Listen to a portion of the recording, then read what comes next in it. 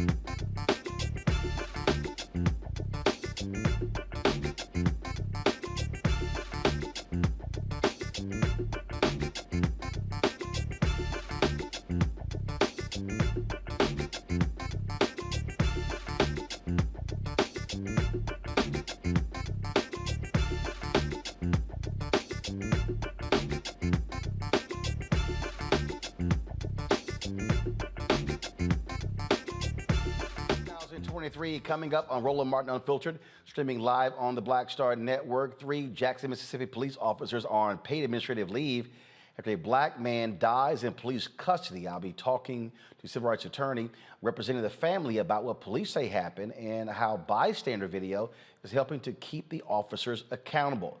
A Black New Jersey City Councilwoman was gunned down in front of her home.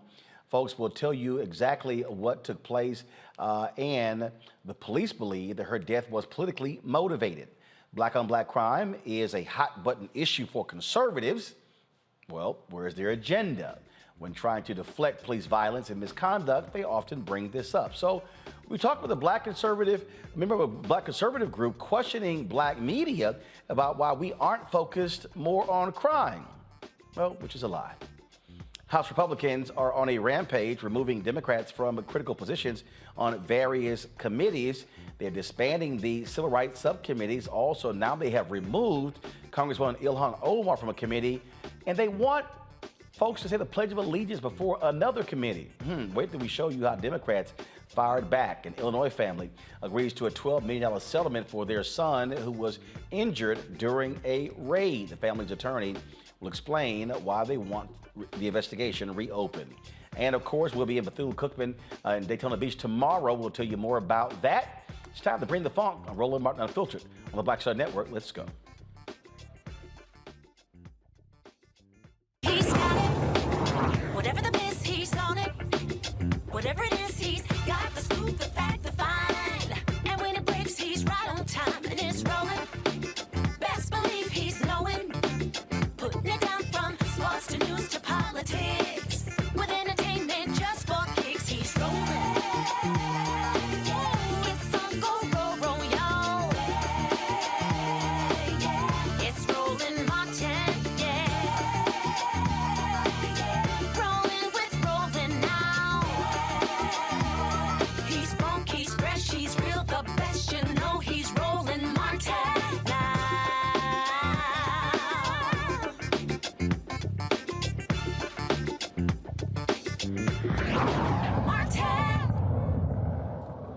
Folks, a Jackson, Mississippi family is searching for answers after a family member died in police custody.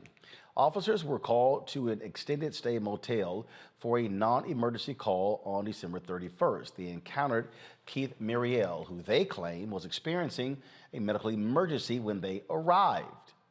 Well, while at the location, an altercation took place between Muriel and the officers. Bystander video shows officers beating Muriel as he yells out for help. He was critically injured and died after the physical assault. Now, Jackson police officers Avery Willis, Kenya McCarty, and James Land were placed on administrative leave. The Mississippi Bureau of Investigation is independently investigating this incident. The Jackson Police Department has opened an internal investigation. Jackson Police Chief James Davis said the whole body camera video of the incident will be released once the research has been completed.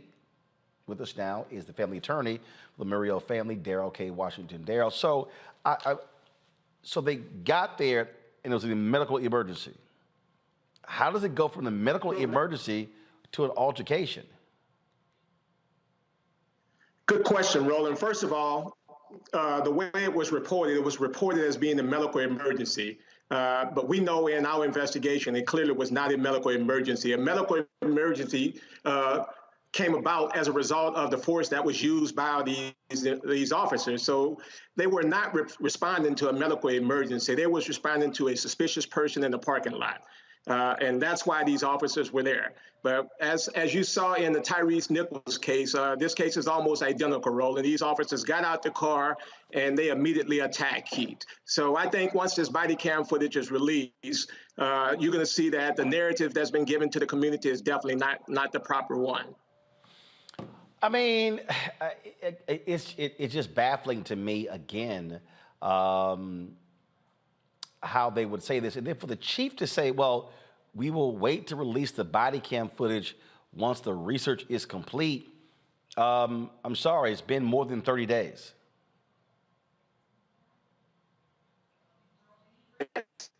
Excusable, Roland. We watch football games where there are questionable calls during a game where officials are able to look at the video footage and make a determination as to whether the call needs to be reversed. They're able to do that in less than 3 minutes. They have clear body cam footage, and now they're telling us that they need months in order to determine what happened. That is just totally unacceptable. So, again, Mississippi Bureau of Investigation, but they've been slow in other investigations. We had, of course, a parent on the other day of a shooting that took place in October. They haven't even updated them on that. And so have you heard from MBI about any of this? We heard briefly, and the MBI always gives us the same story, just as all the other agencies throughout the country. They're not going to release the body cam footage until their investigation is completed. And this is something, Roland, that needs to stop. Because what they do is they hope that families are going to get discouraged, or they hope that communities are not going to look into it. So they hold this body cam footage as long as possible. But we know, looking at a number of cases, that when this body cam footage is released, it always reveals something wrong happening. And here's something that I do know for a fact. If the officers did something that they consider to be proper, there's not a delay in releasing that video. That video is released immediately. But whenever it's something where they're trying to cover up the wrongful acts of an officer, it's delayed. And that's just something that needs to be changed. Well, absolutely. I mean, it always happens that way, that if it is footage that is that makes the cops look good, oh, it's out real fast. Really fast. All right. Well, we certainly will be seeing what happens next. Final question here. Did they reveal what the medical emergency was?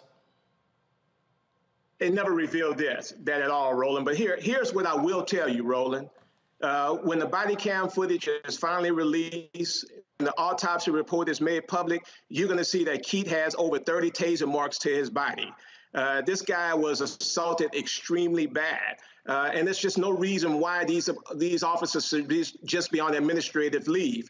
These officers should have been terminated by now, and they should have even been criminally prosecuted. You can also see, Roland, that one of the officers who was involved in the incident was arrested back in 2021 on marijuana possession. So this is an officer who should have not even been on the street in the first place. So I think you're going to see that a lot of things are going to be revealed. There's going to be a lot of wrongdoings that's going to be exposed with this case.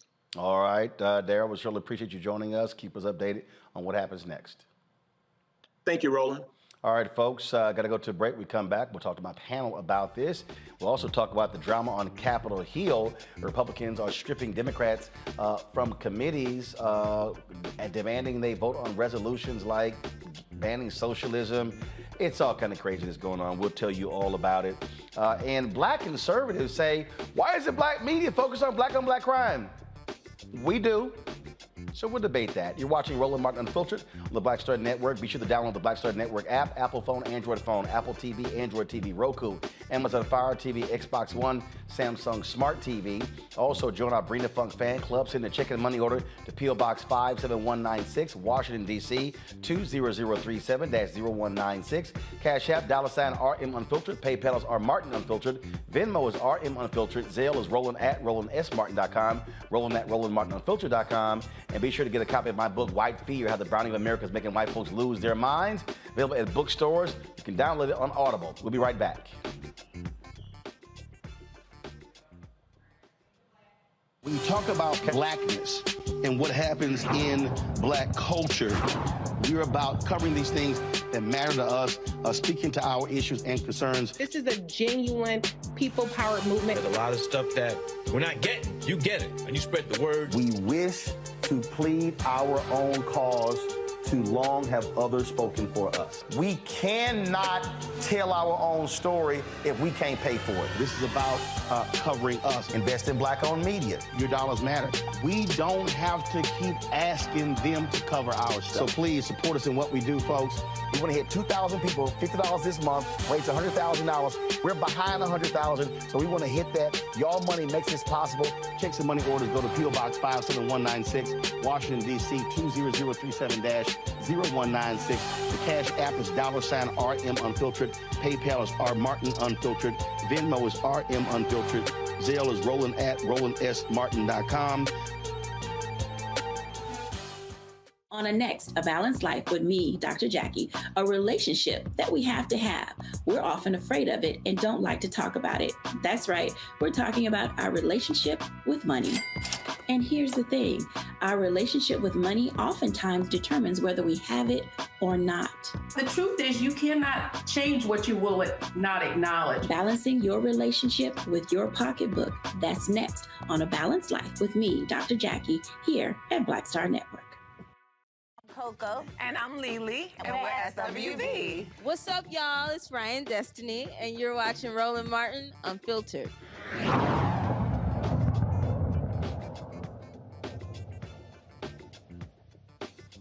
All right, folks, let's bring up my panel right now to talk about the case out of Mississippi, and we will continue to focus on when we talk about police violence happening all across this country. Erica Savage, founder of the Reframe Brain, Reese Colbert, host of the Reese Colbert Show, Sirius XM Radio. Michael Imhotep hosts the African History Network Show. Glad to have all three of you here.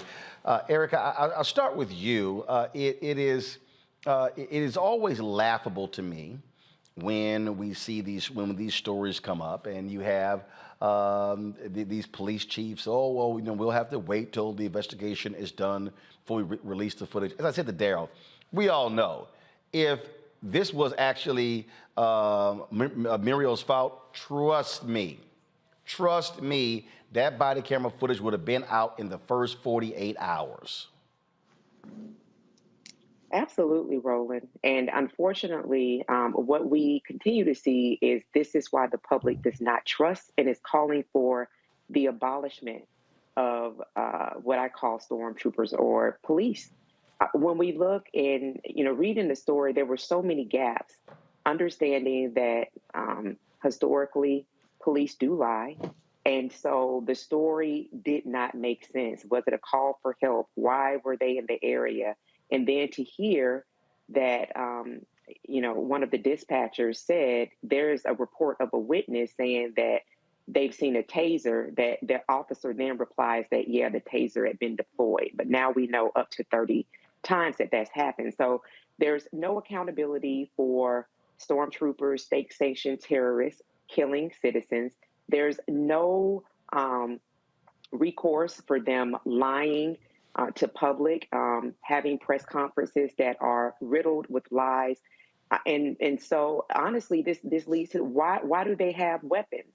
Why do they have tasers? Why do they have guns when it is very much so apparent that what type of engagement they'll have really depends on what the person looks like. And for Black people, for people of color, for people with disabilities, it always seems to be very lethal. So this is really yet another example of why public trust, and again, the calling for the abolishment of law enforcement continues to ring very loudly, especially in this country. Reese, we talked the story yesterday out of Chicago where these two cops beat this guy in a jail cell, and one got a 15-day suspension, one got a 10-day suspension. And again, what these folks do, they allow these cops to get away essentially with murder. They viciously beat people. It is very rare. I mean, what took place in Memphis, it's rare that the cops would be fired. It's rare that they would be fired, indicted, and arrested in 20 days. Just doesn't happen because these departments and these cities, they are about protecting these cops as best that they can in nearly every circumstance. Right. I mean, this is the way that the system is designed. It's not a fluke. It's not people running afoul of the system. The system is there to protect and actually encourage, by extension, this exact kind of behavior. And it's really disgusting that, not only do these folks not only are they intent on inflicting this kind of violence and brutality, but they're intent on ensuring that the person is not able to survive. We saw this with Tyree Nichols and the ambulance services or the medical services not being rendered properly. That's why some of them are on the chopping block as well. We saw that in this case where the dispatcher at least has enough sense to say that protocol was not being followed. But it's just compounding the type of brutality. And I believe that when somebody is tased to death or beaten to death, that is undisputably cruel and unusual punishment. And so it's obviously not just a matter of the militarization of cops. It's a matter of the brutality and the lack of humanity that these cops have in their spirit and in the way that they view Black people. Michael, again, I don't quite understand what the delay is. Something happened December 31st. Right. And again, as in the case we discussed the other night, it's been 4 months since the incident happened, and Mississippi Bureau of Investigation, they have not said anything. And so this could be another 3, 4, 5, 6 months before something is announced. And it's sort of like, hey, let's just sort of draw this thing out to get as far away as possible from the initial incident. and then hopefully it'll die down. Yeah, that's what it appears here, Roland. I was reading some articles on this. I watched a video segment from a local news source there, and it appears that you know, as my co-panelist said, you know, if there had been a exculpatory evidence in the video, there was evidence that would absolve the police of any wrongdoing, that video would have been released a long time ago. The fact that they're taking this long, so how many body cams do they have? How much video footage do they have to go through? So yeah, it really appears that at least from the police department, I'm not saying it's the mayor doing this, Mayor Chokwe Antar Lumumba. I'm not saying it's the mayor doing this, but it appears that at least as far as the police department goes, they don't want people to see the video, and it reminds me of in Chicago, Laquan McDonald. Okay, where they waited to release the video until after Mayor Rahm Emanuel was reelected. Then they released the video. Okay, and they knew that the video was incriminating to the police. But then also, when you look at the statements from other police officers, they were saying, "Oh, I was filling out a report. Oh, I didn't see this take place, etc." So. You know, this is why we have to be vigilant with this. And at the same time, this is why a lot of people should just not be police officers. That job is not for everybody. Well, and again, as we're talking about what do we do about it, what you have is you've got these folks. So talk about accountability. Let's take Senator Tim Scott. He's been whining and complaining that Democrats, Erica, you know, aren't you know, moving fast enough on police bills. In fact, pull up his tweets. I want to show y'all what he tweeted today. And so this is what Senator Tim Scott, y'all, just tweeted today. Okay,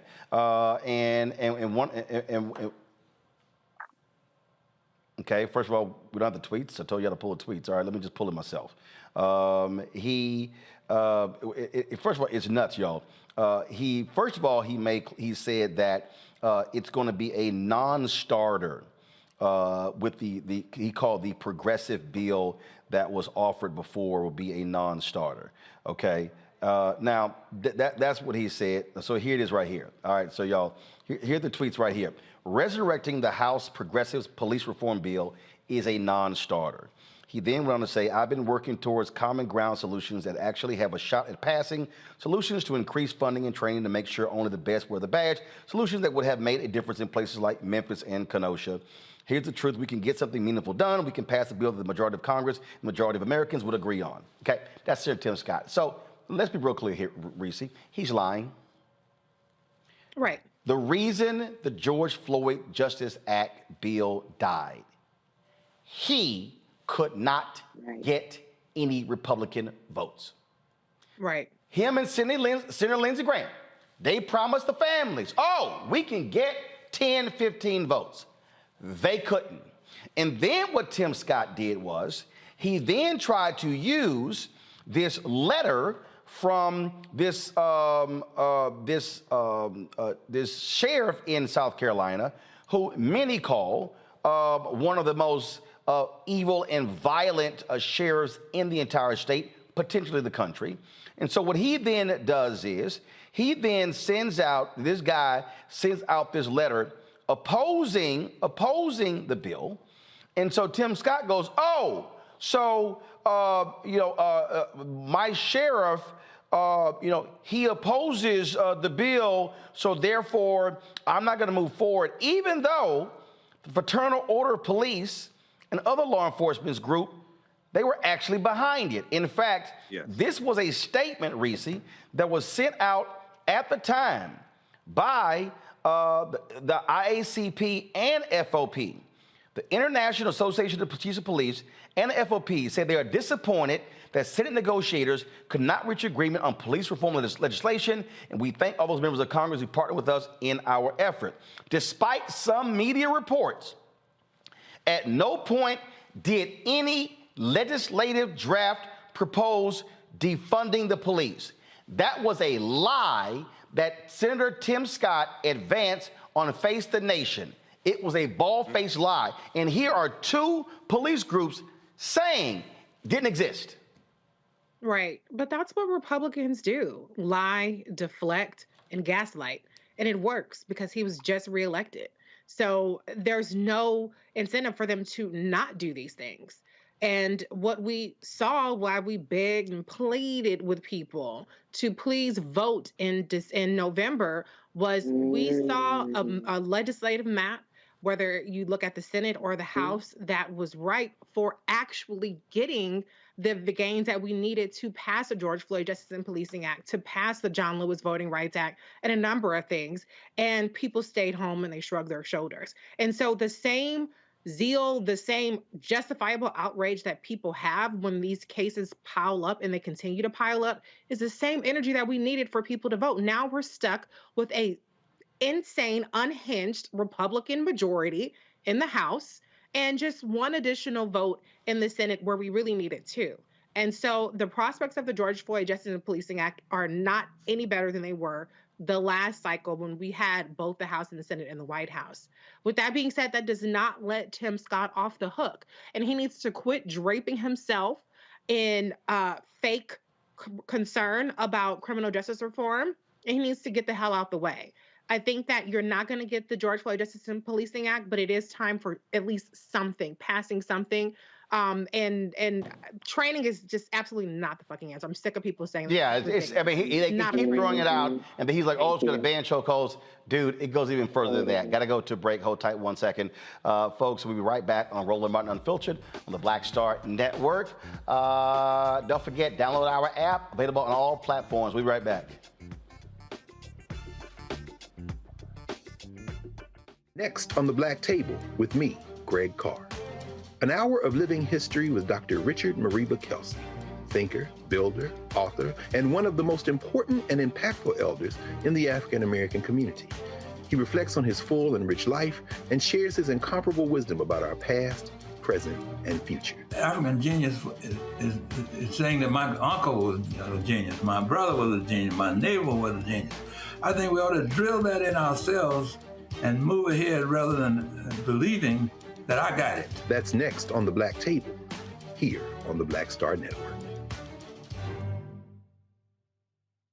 Hatred on the streets, a horrific scene, a white nationalist rally that descended into deadly violence.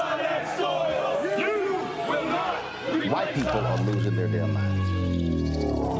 As an angry pro-Trump mob storms the U.S. Capitol, we've seen shooting. We're about to see the rise of what I call white minority resistance. We have seen white folks in this country who simply cannot tolerate black folks voting. I think what we're seeing is the inevitable result of violent denial. This is part of American history. Every time that people of color have made progress, whether real or symbolic, there has been what Carol Anderson at Emory University calls white rage as a backlash. This is the rise of the Proud Boys and the Boogaloo Boys. America, there's going to be more of this. Here's all the Proud Boys, guys. This country is getting increasingly racist in its behaviors and its attitudes because of the fear of white people. The fear that they're taking our jobs, they're taking our resources, they're taking our women. This is white fear.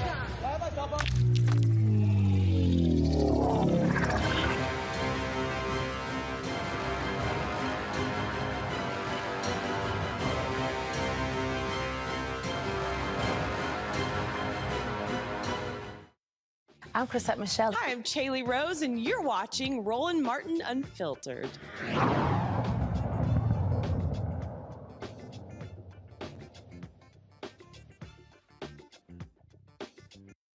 Folks, welcome back to Roland Martin Unfiltered right here on the Black Star Network. Just a reminder, folks, we've been nominated for the NAACP Image Awards, so be sure to fill your ballot out. Go to vote.naacpimageawards.net. And then what you can actually do is go to the Outstanding News Information category and then pick Roland Martin Unfiltered, Black Votes Matter, Election Night 2022, and vote for us. Don't forget, you can only use one email to vote. If you got multiple emails, you can vote multiple times. You have until February 10th, 9 p.m., February 10th at 9 p.m. To actually vote for the Image Awards. Of course, it would be, of course, February 25th. It's going to be broadcast. The pre-show is actually on February 24th. Well, it's going to be handed out, and so we look forward to doing that. And so don't forget, again, folks, vote.naacpimageawards.net. All right, so we were just talking about this whole issue of police brutality, police violence committed against multiple Americans, but especially African Americans. Yet, our next guest, Philip Clay with the Project 21, claims that black media doesn't talk about a major issue like black-on-black crime. So, really, I found that'd be really interesting. So he joins us right now. So, Philip, glad to have you here. So, how do you ascertain we don't discuss the issue of black-on-black crime? Well, good evening, Roland, and thanks for having me on, and congratulations on your nomination for the NAACP award. So for me personally, I'd like to take the conservative out of this and really just talk to you as a young black male. From where I sit in Indiana, which has a very high crime rate when it comes to black Americans, I don't see the same outrage and instances of black on blacks, young black teens killing black teens, as I do when I see 5 black officers beating and killing Tyree Nichols in tragedy, or in instances like you were just talking about earlier in Mississippi, or in the George Floyd instances. To me, the article that I wrote and the reason I'm on your show is because I feel that until we as a community can start to rally together and say no more, we can't progress. My article intends to say that we need to, as a community, come together and stop blaming police, just blaming police, and we need to stand together, and we need to progress, and we need to make things happen. What is the, so you say you're there in Indiana. What is the white-on-white crime rate in Indiana? You know, rolling off the top of my head, I don't know that figure for you. So I'm trying to understand, if you only mentioning black-on-black crime, how do you not mention white-on-white crime? Because if we're talking about crime in this country, we've seen an explosion in the last several years of crime in rural America that doesn't involve black people.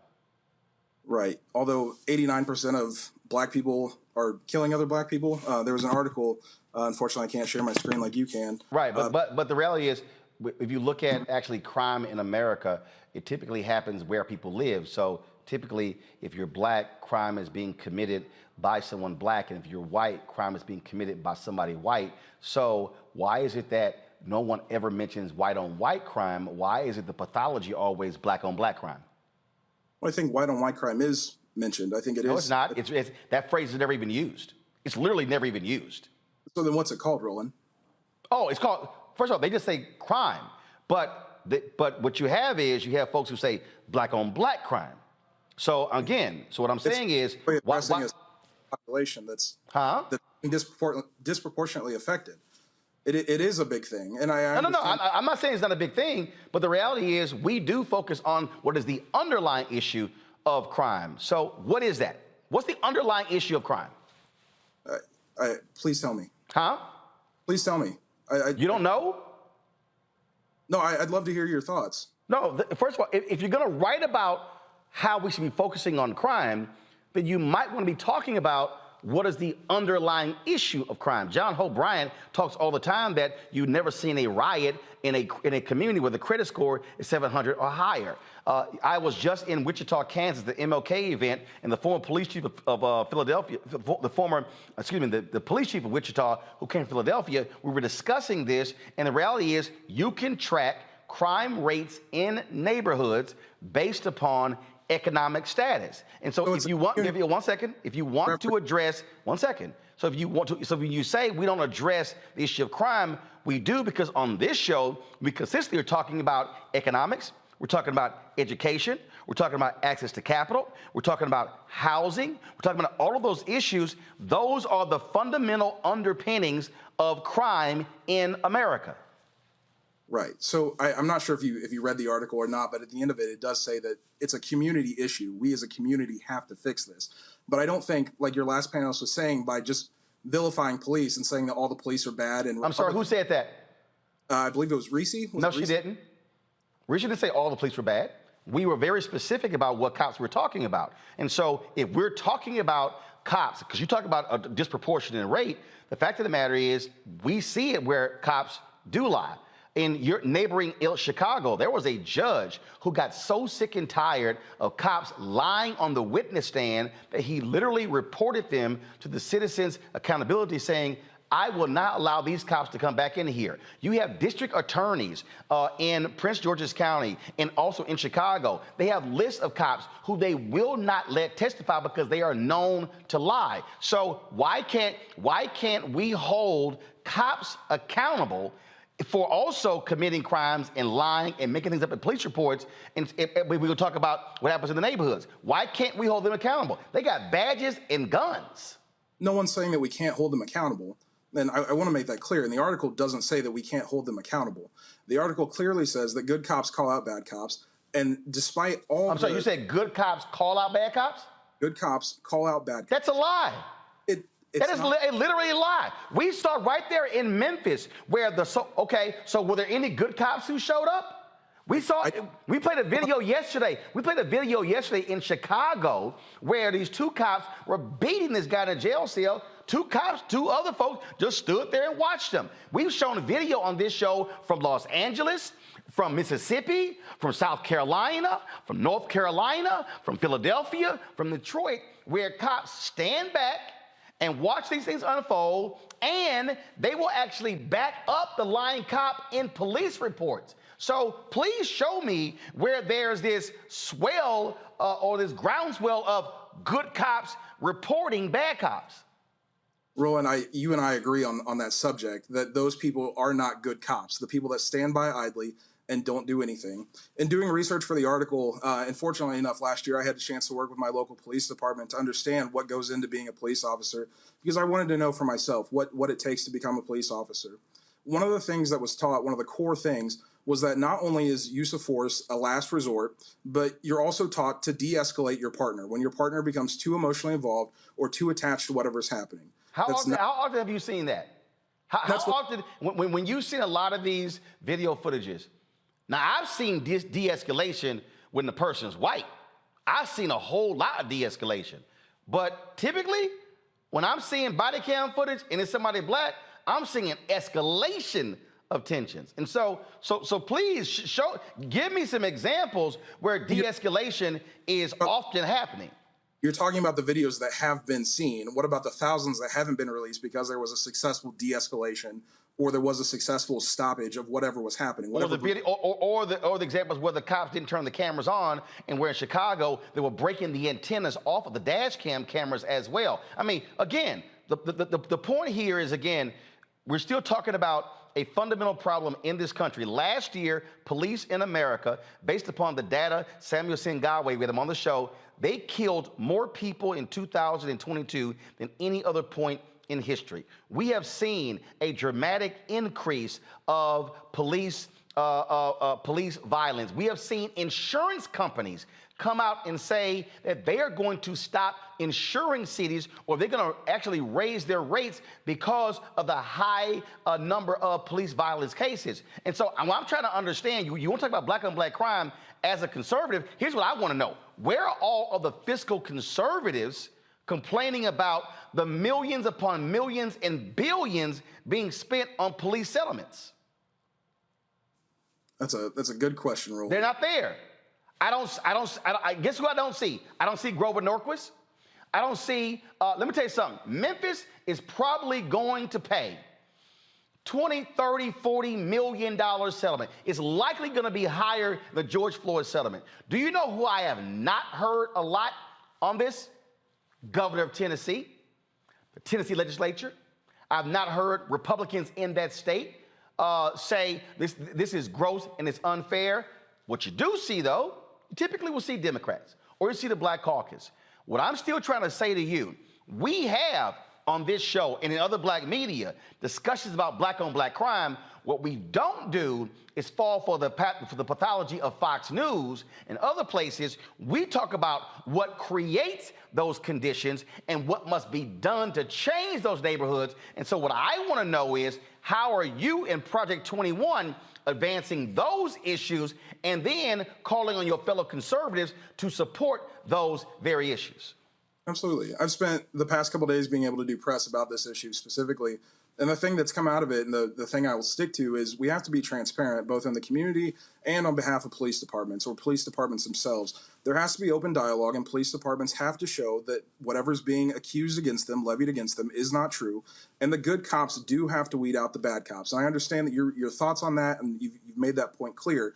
But at the end of the day, there are still people that wake up every morning with their intention and their honor, and all they want to do is protect the people in the community in which they live and serve. But where are those? Why is it that when we need those good cops to show up, we don't seem to see them? And in fact, why is it? Because again, I've talked to many officers, and I've talked to black officers, and I've had black officers tell me the safest they are is when they got a uniform on. They say, but damn, when I don't have my uniform on, I don't trust my own department. Those are black cops. That's a departmental issue, and until people can actually go into those communities and start having those conversations and weeding out those bad chiefs of police, those bad officers, and working through that, it's going to continue to be the same. You do know that there have been reports showing the number of white supremacists that have infiltrated police departments nationwide, right? Yes. Okay. You've seen the reports, again, of message boards and various Facebook groups where you've had these racist cops making comments, things along those lines. In Chicago, there were cops who admitted, yeah, we call folks the N-word. We freely throw it around.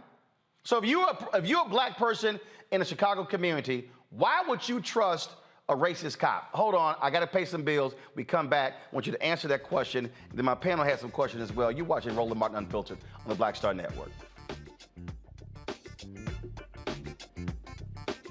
Hi, I'm Dr. Jackie Hood Martin, and I have a question for you. Ever feel as if your life is teetering and the weight and pressure of the world is consistently on your shoulders? Well, let me tell you, living a balanced life isn't easy. Join me each Tuesday on Black Star Network for A Balanced Life with Dr. Jackie.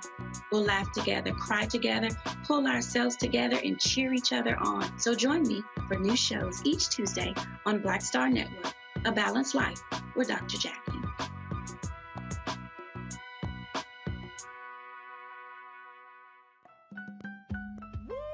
We're all impacted by the culture, whether we know it or not. From politics to music and entertainment, it's a huge part of our lives, and we're going to talk about it every day right here on The Culture with me, Faraji Muhammad, only on the Black Star Network.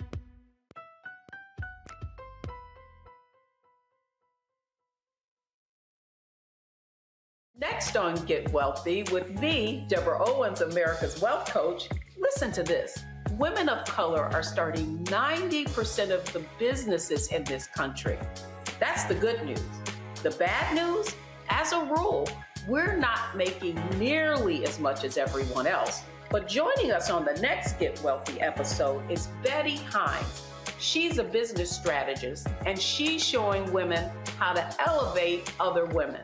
I don't like to say this openly, but we're getting better at it. Women struggle with collaborating with each other. And for that reason, one of the things that I demonstrate in the sessions that I have is that you can go further together if you collaborate. That's right here on Get Wealthy, only on Black Star Network. I'm Bill Duke. This is Diala Riddle, and you're watching Roland Martin Unfiltered. Stay woke.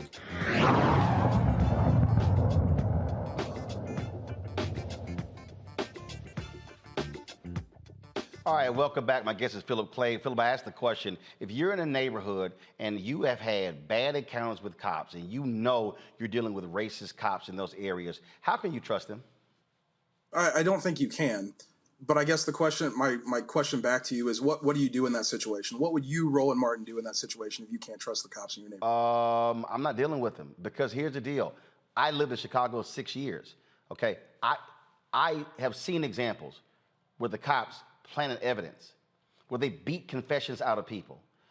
Chicago had to pay upwards of $40 million in reparations to a number of black people who were beaten, who actually were electrocuted, their testicles, by Captain John Burge and those racists in the department.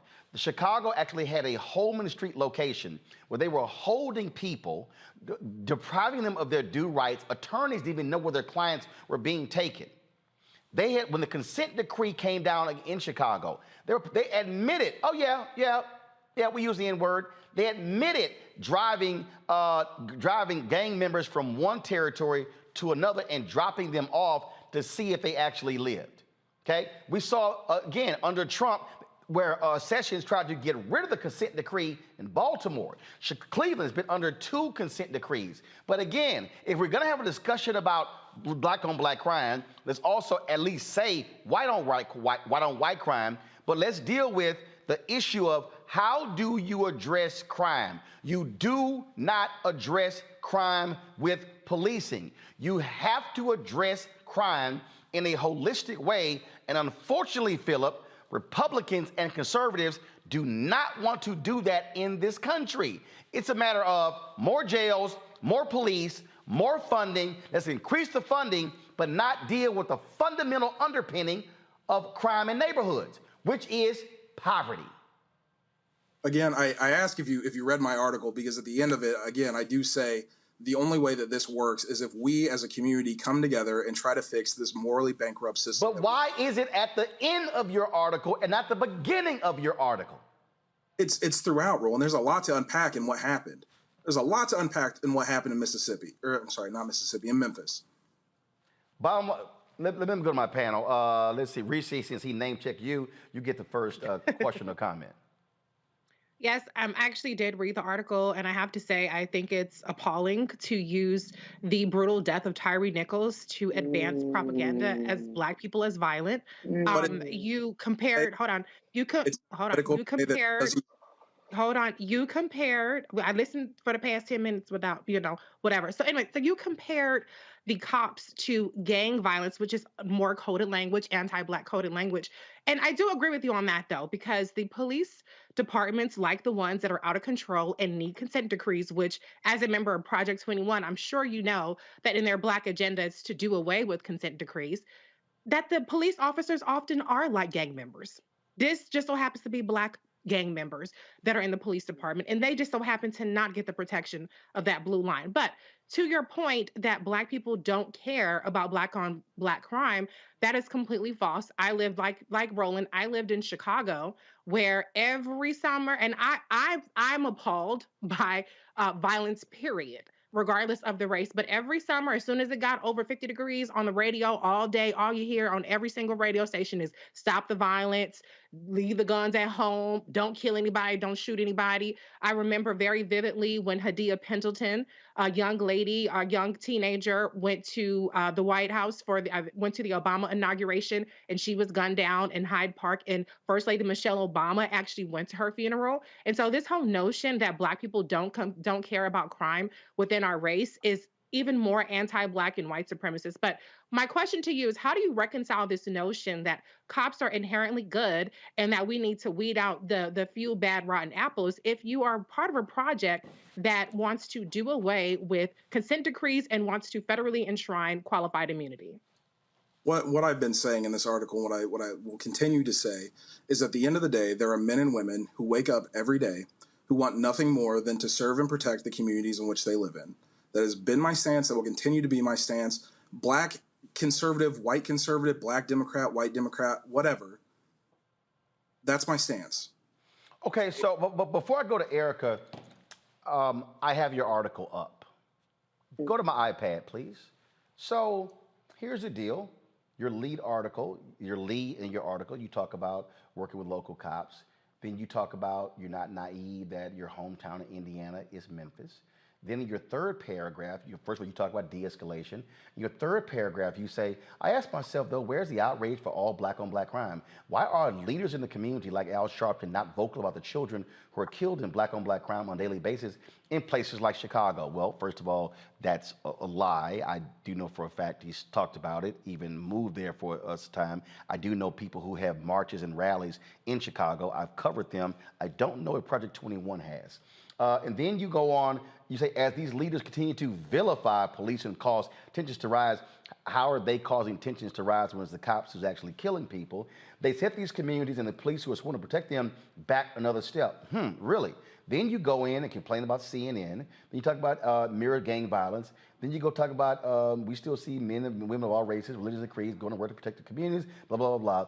Then you get this is you keep talking about at the end of your article. This is literally what you wrote in the article, because I swore that there was some other stuff down here. That's where that white space is, because I thought there was more to it. This is literally all you said. We have to raise up the officers who are doing their utmost to defend and protect and work to weed out those who would break their oath. We have to stop looking to put the blame on everyone else and start looking at giving real leaders a chance to rebuild our morally decayed community. So in the third paragraph, you mentioned black on black crime. In the last sentence, the last half of the last sentence, you say, we have to stop looking to put the blame on everyone else and start looking at giving real leaders a chance to rebuild a morally decayed community. You literally say nothing about why there's black on black crime. You literally don't even, like, I'm looking for it. I'm trying to see, do I see poverty? No. Do I see education? No. Do I see lack of economic advancement? No. Your entire piece is really about, oh my goodness, we've got some really great, wonderful cops. So how can you make it about black on black crime when you don't even address the issue of the underpinning of black on black crime in your entire piece? Again, Roland, my position is and will continue to be that I don't see protests in the street for children being killed in Chicago. You're a lie. I'm sorry. If you don't see it, Philip, that's because you choose not to see it. They have been protests. First of all, here's the question. Where are you in Indiana? Indianapolis. When the last time you've been to Chicago? I typically don't go to Chicago. Gotcha. So you don't go to Chicago. So no. Do you follow any Chicago media? No. What incentive do I have? No, wait. Do you know any activists in Chicago? Yes. Do you know any community leaders in Chicago? I know community leaders in Gary, Indiana. No, I didn't say Gary, Indiana. I said Chicago. Chicago is not Gary, Indiana. Deontay Johnson, Black Conservative Federation. Ah, you got Deontay. Oh, that idiot? Hold up. Wait. Are you sick? That's who you claiming? Dude, don't even try that one. Here's the problem with what you said. You just said, quote, I don't see any protests in Chicago of black on black. You don't know anybody in Chicago. You haven't even been there. See, this is the problem when you say I haven't seen it.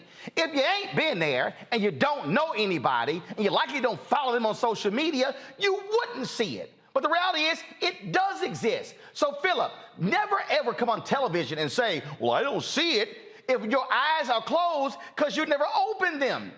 We have literally had the people on this show live from protests. So for you to say, well, I don't see it, you try to act like it doesn't exist. It does. So if you've never made the effort to find out that they are protesting, how can you then criticize folk for saying they're not protesting? I don't know what you're trying to accomplish. Philip, let me help you out with something. Let me just help you out with something, Philip. Usually I ask for help if I need. No, because you need some help right now, Philip. Like, you need some help real bad. If I said, I have never, ever seen Philip in a red tie, and if somebody says, Roland, have you ever met Philip? No. Have you ever seen Philip on TV? No. Have you ever seen Philip at an event? No. Well, hell, if you ain't never seen Philip, of course you ain't never seen Philip in a red tie.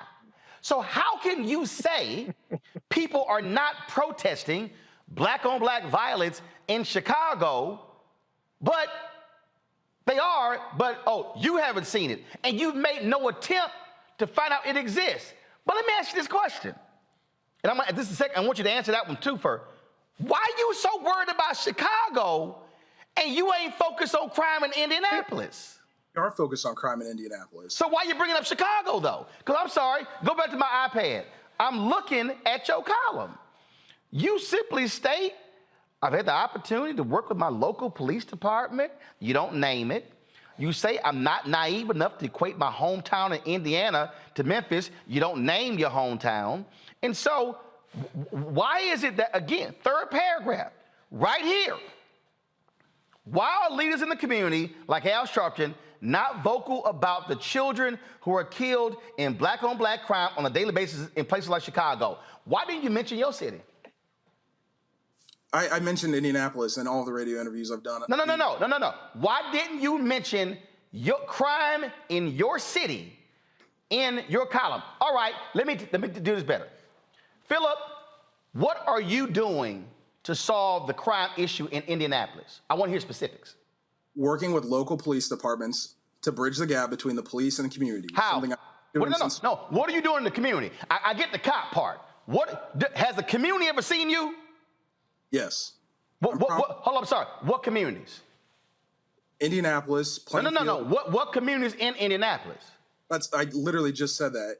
Indianapolis, Marion County as a whole, Plainfield, Avon, Brownsburg, Danville, Johnson County. And what are you doing? What are you doing in those communities? Working to improve police like relations. What? No. But what are you doing? Like when you say working, have you had community-based town halls? Not the cops, the community. Yeah. When? When? 2020. No, when? Do you want exact dates, Roland? I don't have my iPad. No. I want to know when. Because, see, I know people in Indianapolis. I've spoken to them many times. I'm going to call them, and I'm going to find out. I'm going to say, hey, have y'all ever seen Philip? I'm going to call them. Have you ever seen Philip? Has Philip ever come around? Because, see, you keep saying you putting in the work. So, okay, how about this here? In the last year, how many community-based town halls have you actually held or attended community-based town halls in Indianapolis? Not cops, the community. How many? I've not been at any in the last year. Whoa, stop. Whoa, hold up. See, now, hold up. I'm up against a break. I'm going to hold you over for one more. Because, see, I'm trying to figure out, all this work you say you doing, I need to know what that work is. Because if you say you want to fix Chicago, and you ain't had not now in a year in Indianapolis? Not one? Okay, hold on. We'll be right back on Roland Martin. See, Philip, you want to have the conversation on Black-owned media. Oh, you having it. We'll be right back. No, we'll be right back, Philip. I'm going to give you some time, Philip. We'll be right back. No, because it's not even a conversation. I'm going to give you some time, Philip. At this point, it's not even a conversation. Most people think that these television shows that tell stories about who we are as black men, and then they paint these monolithic portraits of us. They think that they're being painted by white people. And I gotta tell you, there are a whole bunch of black folk that are the creators, the head writers, the directors of all of these shows, and that are still painting us as monoliths. The people don't really want to have this conversation. No, they don't.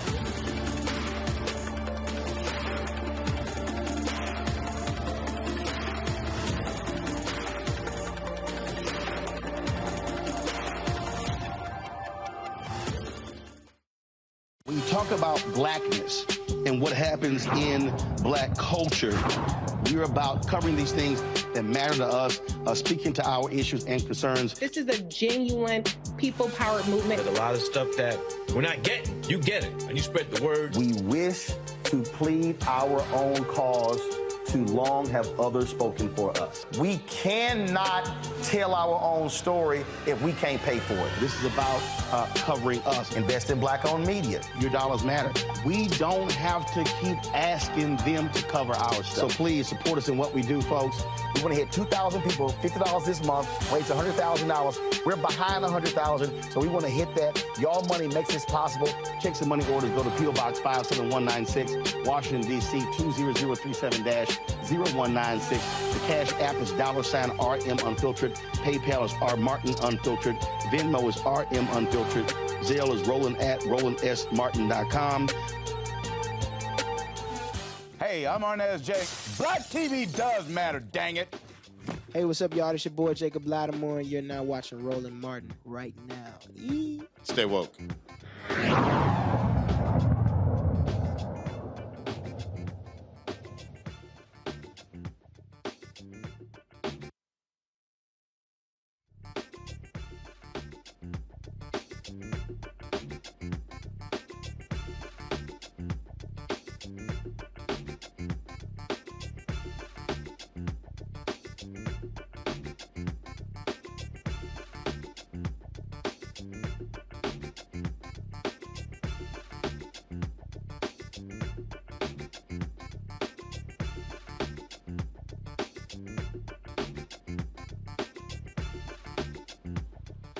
See, I told y'all.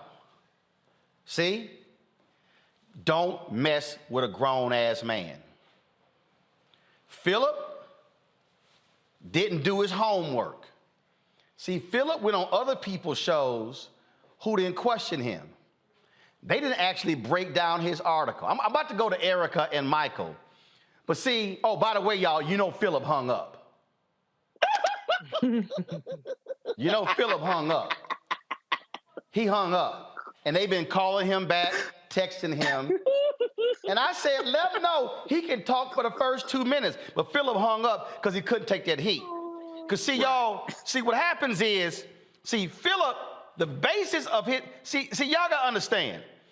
The basis of Philip's article, oh, y'all don't discuss black on black crime. Okay, you want to have that conversation, Philip? Let's have that conversation. And y'all heard he kept saying, no, but I said at the end of my article, we as a community, we got to come together and solve the problem. Oh, but then when I asked Philip, when has the community seen you?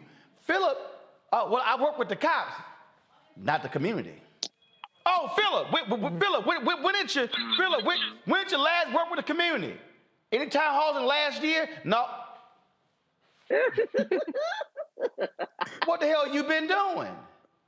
See, Erica, they don't like getting questioned on specifics. See, he was like, oh, you ain't let me talk. No, I let you talk because you can't answer my questions. That's the real deal. He couldn't answer the questions because he thought he was going to come on here and talk about how black media don't do this and y'all discuss black on black crime until I start questioning his ass on what he ain't doing. Period. And sent poor little Tink home. But I'm glad that line of questioning came out because if you look at his Twitter page, you can see how Philip Clay gets his bag. More importantly, I am very tired of people raising their platforms off of the backs and off of the pain of Black grief. And one of the things that I was going to ask him was, did he know what grief does to the first, did he know Tyree Nichols, his mother and father's name, and specifically his mother, who talked about how much Tyree loved her, how he had her name tattooed on his arm, and that's something that you don't mostly get from kids, especially young men, but he did that, and he was the youngest in his family and very well loved, a young father. And that on January 28th, he felt it fitting to pen 4 to 5 paragraphs of complete bullshit on the back and on the grief of Mrs. Rovon Wells. Completely disgusting. For someone that is either self-identified or has been told that he is a rising star in what is effectively known as the terror group, the Grand Old Party, the Republicans, do that in its own space, not off of Black pain. And I'm also glad, Roland, that you brought forward that PBS piece because I had that in my favorites and I pulled it up in that 2006 bulletin that the FBI published, heavily redacted, but spoke very, very clearly to not white supremacy, what it actually is, white nationalism, and that how folks that are a part of this movement literally terrorize Black and Latino communities. So I feel like whatever it is that Philip is looking to achieve, keep Black people name the hell out of your mouth, because I would love to hear his talking points when his face is pushed up against the ground and he's being tased. See, Michael, I know some real Black conservatives. I actually know some Black conservatives who are in communities that do the work. But see, Philip thought he could just sit his ass and bang out some comments and the National Review put it up.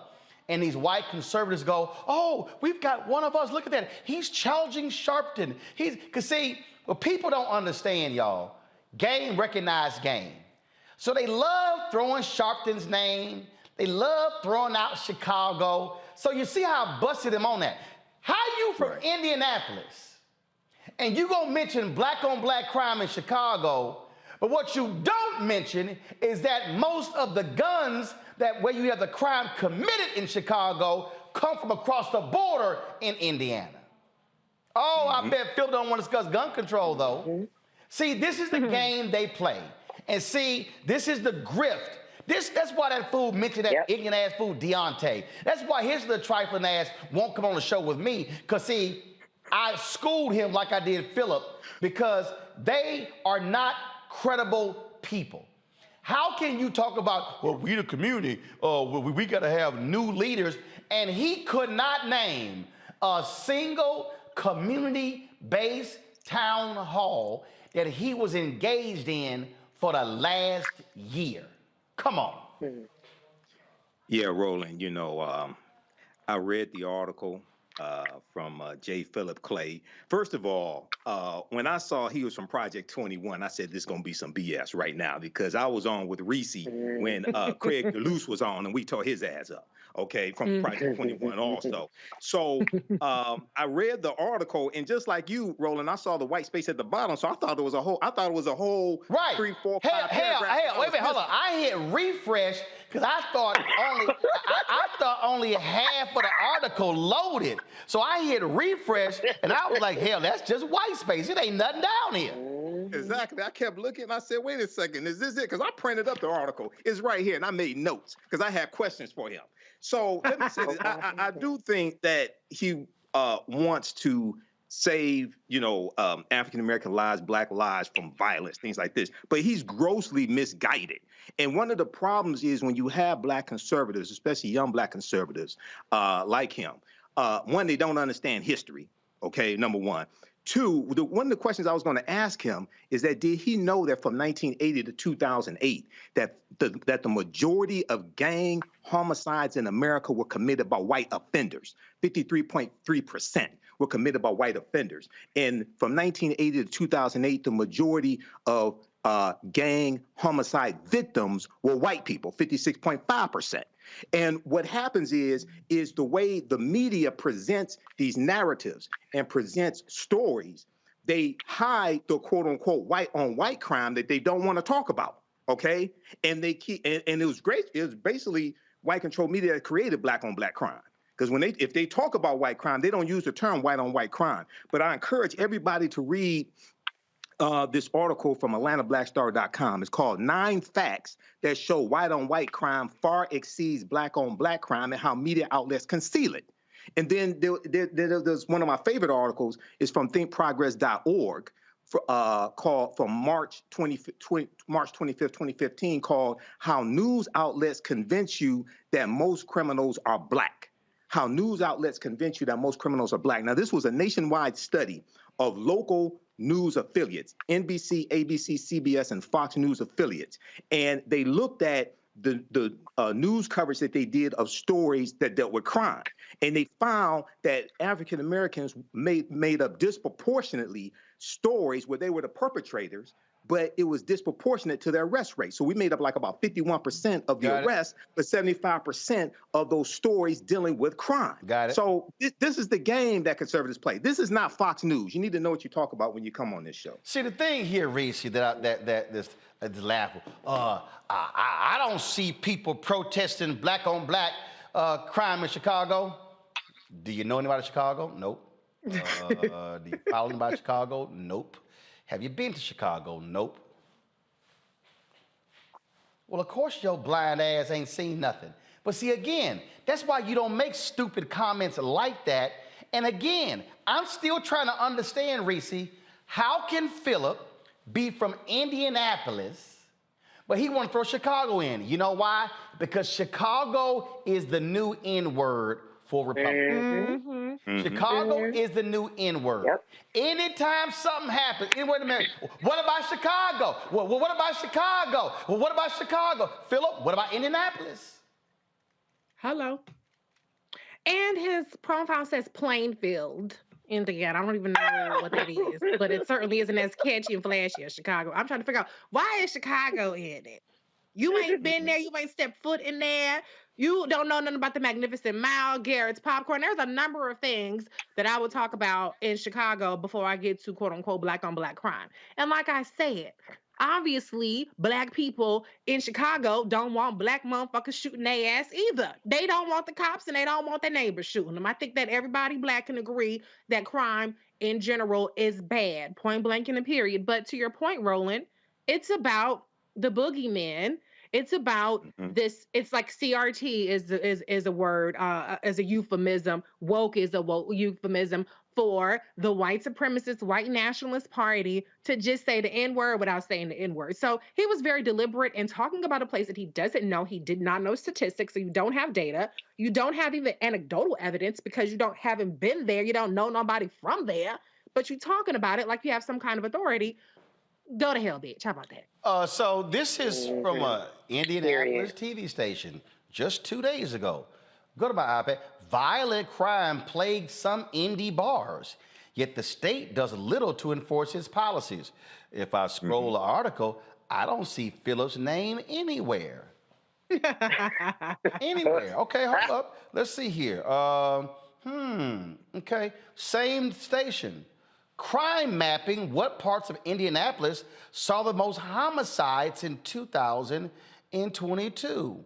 While Indianapolis saw a decrease in homicides in 2022, so did Chicago, police continue to push for fewer homicides and violent crimes. In 2022, 226 people lost their lives in a homicide in Indianapolis, down about 15%. This is a decrease of 45 homicides. And so as you see it here, a gunshot is listed as a cause of death for 86.7% of the homicides. Phillip, are you speaking out against guns? Phillip, I got something for you to do in Indianapolis. Nearly 66% of the homicides in Indianapolis remain unsolved as of early January. Of the 226 homicides, police made an arrest in 66. Roland, can I point out to you? Ain't that, and hold up, of the homicide of 2022, largest group, 25-34, black men aged 18 to 24 made up the largest group. So here's the question, Phillip. You keep meeting with the cops. Why aren't you focused on your own city of Indianapolis? You're not, Phillip, because you know why? You don't give a damn about those communities. What you want to do is you want to make a point by trying to by taking a shot at Sharpton and at black leaders and black on black violence in Chicago. Reese, I'm on overtime, but I got 20 seconds to go. He lives in Plainfield, Indiana, which is a population of 34,000 and 87% white. So you really pushing this anti-black. So he don't even live in Indianapolis. He ain't even from Indianapolis. Boy. He lives in a suburb of Indianapolis. Boy. Go to his Twitter page. I'm not going to say it, but go to his Twitter page. I did. Michael, that's how he's Go to his Twitter page. What's his name again? You will see how you get in the bag. Plainfield, Indiana. Was it J. Phillip Clay? I didn't make that up. That's what he has publicly. J. Phillip Clay. Hold on. I'm going to pull it up. Show his Twitter page on your screen. Here we go. Y'all pull it up right here. It says J. Phillip Clay, everything you need. husband, father, Christian conservative. It says Plainfield, Indiana. Phillip, scroll up to the picture. Phillip, no, his tweets are protected. Phillip, you don't even live in Indianapolis. Boy, bye. Phillip, again. Phillip, I just want to warn you of something. Phillip. My daddy told me something when I was younger, Phillip. He said, son, never mess with a grown-ass man. You can't slick a can of oil. He said, son, when you mess with a grown-ass man, and you're going to get a grown-ass whooping. Phillip, you just got a grown-ass whooping. The next time you even attempt to challenge black-owned media, I want you to remember this ass whooping just like the one I got when my dad lit me up when I was in school. Phillip, call Deontay. Y'all can cry together by messing with me. I'll be back.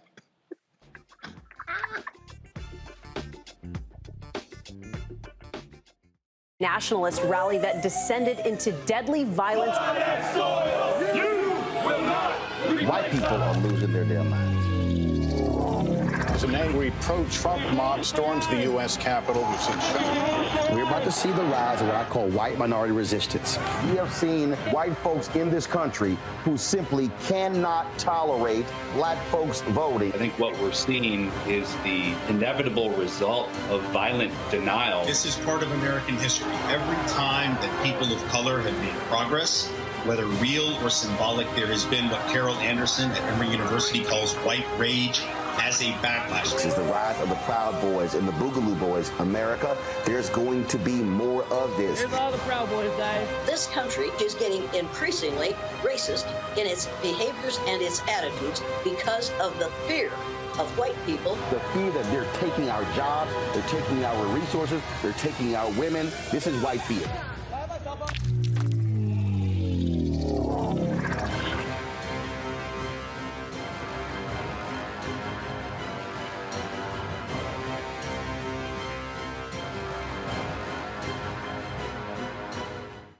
Next on the Black Table with me, Greg Carr. An hour of living history with Dr. Richard Mariba Kelsey, thinker, builder, author, and one of the most important and impactful elders in the African American community. He reflects on his full and rich life and shares his incomparable wisdom about our past, present, and future. African genius is saying that my uncle was a genius, my brother was a genius, my neighbor was a genius. I think we ought to drill that in ourselves and move ahead rather than believing that I got it. That's next on the Black Table, here on the Black Star Network. Hey, I'm Amber Stevens-West. Yo, what up, y'all? This is Jay Ellis, and you're watching Roland Martin Unfiltered.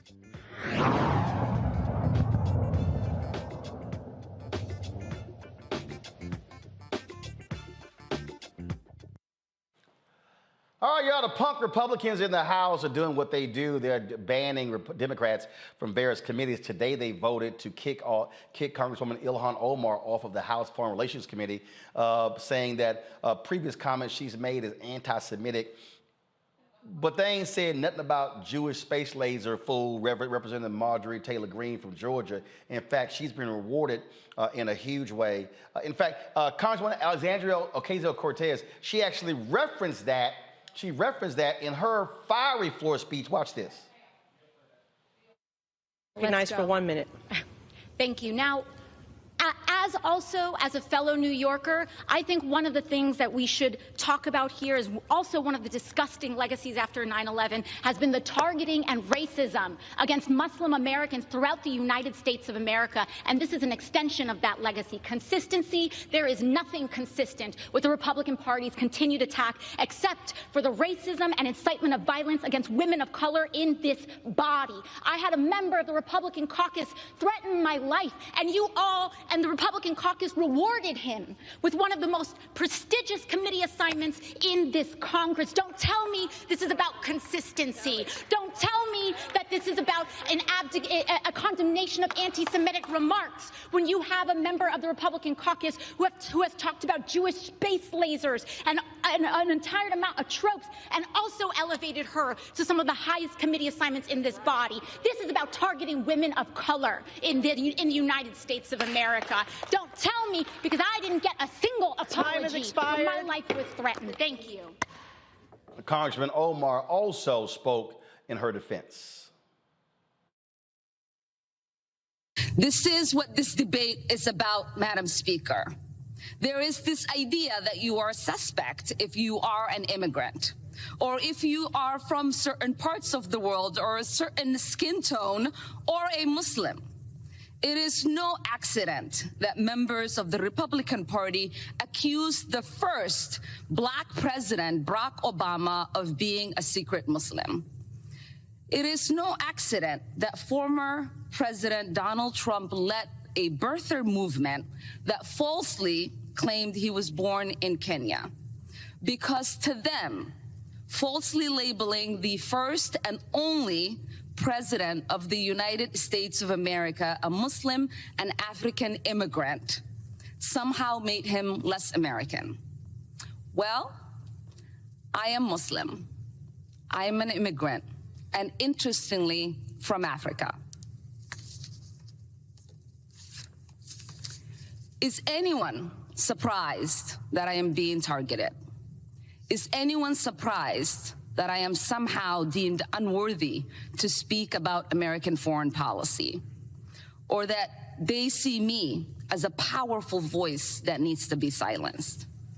Frankly, it is expected, because when you push power, power pushes back. Representation matters. Continuing to expand our ideas of who is American and who can partake in the American experiment is a good thing. I am an American who was sent here,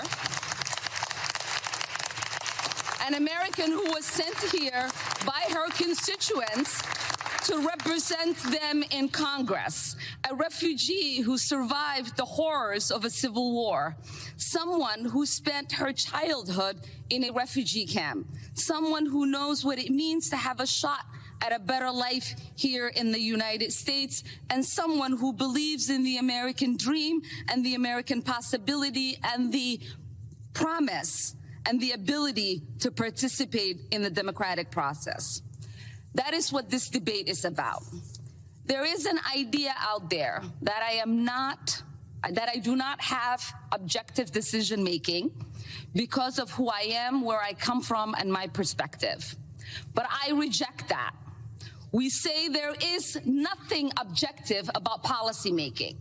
We all inject our perspective, our point of views, our lived experiences, and the voices of our constituents. That's what democracy is about. So, pulling right now, Representative Jasmine Crockett of Texas joins us. Congresswoman Crockett, it is quite interesting to see on the other side Marjorie Taylor Greene pretty much at the right hand of Kevin McCarthy, the Speaker of the House, when she has made racist and anti-Semitic comments, and she's been rewarded for it. I mean, come on now, Roland. You know what it is. I don't even know why we're having this conversation as if we're shocked, right? The Republicans are doing what the Republicans do. And so many people were going to talk about Marjorie Taylor Greene, and they did talk about her. But you know what? I decided to go after George Santos. Most people probably don't know why George Santos ended up voluntarily leaving his committee assignments, because once again, it was an example of the hypocrisy, and it was slapping them right there in the face, right?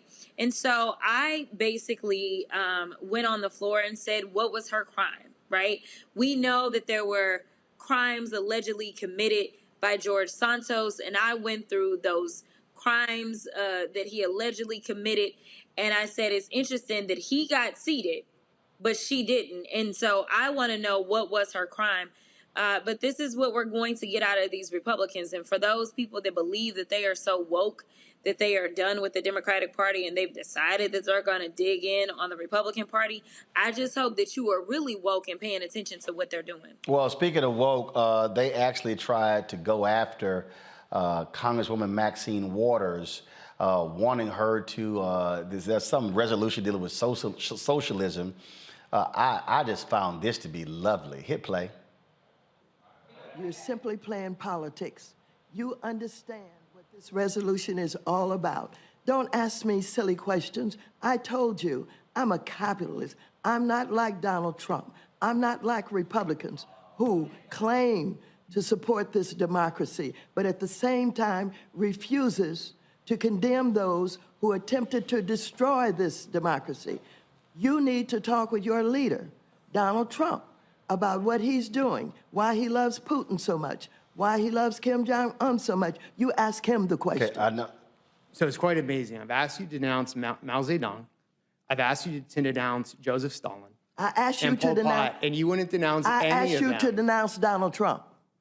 Okay, you're making quite the intellectual leap. I'm talking about genocide and mass starvation. I asked you to denounce Donald Trump. Okay, he's not a communist. I asked you to denounce Donald Trump. This is quite the intellectual leap, ranking member. Let's talk about Venezuela. Let's talk about Donald Trump. Okay, let's talk about Venezuela. You answer my question. We are here talking about a resolution to condemn communism and socialism. Let's talk about Venezuela. Venezuela had the largest GDP before Chavez took over. I want now you they're literally eating their dogs because they cannot feed themselves. You want to denounce Donald Trump? I want you to denounce the Proud Boys. I want you to denounce QAnon. I want you to denounce the KKK. When you do all of that, then we can talk. Okay, so again, for the record, you've refused to denounce Mao Zedong, Joseph Stalin, Pol Pot, and Hugo Chavez. That's amazing. For the record, don't ask me. Okay, so just to be clear, I asked you a question about Pol Pot, and you started talking. See, Jasmine, that's how you deal with these fools. Yeah, no, it's funny. One of the things that they wanted to do in this new session was they wanted this open rule. They wanted the ability to bring amendments to the floor instead of leaving it in the Rules Committee. It's interesting when they decide to use that and when they decide not to. It's not a blanket rule that they always do an open rule on these amendments, because I think they found out, oh yeah, the Democrats can introduce amendments as well, and that started to make them nervous. So on this resolution, which a resolution is nothing, like this is just more gamesmanship, right? Like this isn't law. So for everybody that felt like it made sense to vote for the Republicans because they were going to fix the economy, this is not them doing anything. This is something so that they can say that Maxine voted this way or Jasmine voted this way. But in the Rules Committee, what they tried to do is introduce, the Democrats tried to introduce an amendment to this socialism resolution that would say that we were denouncing fascism. Now you tell me why that couldn't be included. I think we all know why it couldn't be included. I think we also know why they didn't want an open rule where we would add amendment on top of amendment on top of amendment, where we really did start defining hate. Because if there is a conversation that we need to have, the last time that I checked, the people that are going out and committing these mass shootings, they're not saying, hey, I'm a socialist, but plenty of them are proclaiming to be white supremacists. So if we want to get at something that is actually problematic in this country, then what we would do is talk about white supremacy. And that's why I applaud Auntie Maxine, because she's going to always bring them back to the point instead of going down the rabbit hole that they want to try to lead us down. We're not here for these kind of games. All right. Congresswoman Jasmine Crockett, it is going to be 2 years of this type of silliness, and I think it's important to mock them at every turn when they sort of throw that sort of stupidity out. Just like I just did Polar Tink Tink Phillip from Plainfield. He ain't from Indianapolis. He's from Plainfield.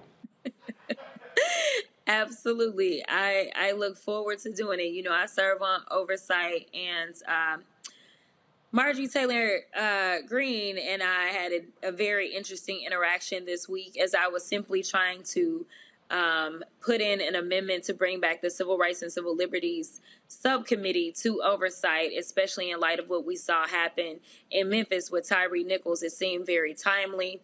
It seemed like maybe the Republicans need a little bit better understanding as to why we need the George Floyd and Policing Act. Mm-hmm. It seemed like maybe this would be a good thing for us to discuss, and that would be the proper subcommittee. She proceeded to tell me that what happened in Memphis wasn't racism because all the officers were black, as if I addressed that at all.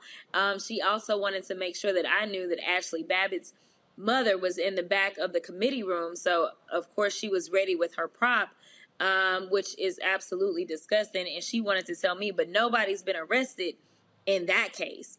And she also wanted to tell me that the conditions that the January 6th rioters were having to suffer through when they were incarcerated pretrial, as well as those that have been incarcerated as a part of their convictions, that they are deplorable. And so, yes, we absolutely need to talk about jail conditions. So I was thinking to myself, well, you may vote for my amendment, maybe for the wrong reasons, but hey, at least we can have a conversation. At least we'll get there. But of course, she did not vote for that. And instead, she just decided that she was going to draw this false equivalence. Of course. Between Tyree and Ashley Babbitt. Well, we all know Ashley Babbitt deservedly got shot for trying to break into the Capitol. And guess what? She wouldn't be dead if her ass wasn't trying to break into the Capitol. It's as simple as that.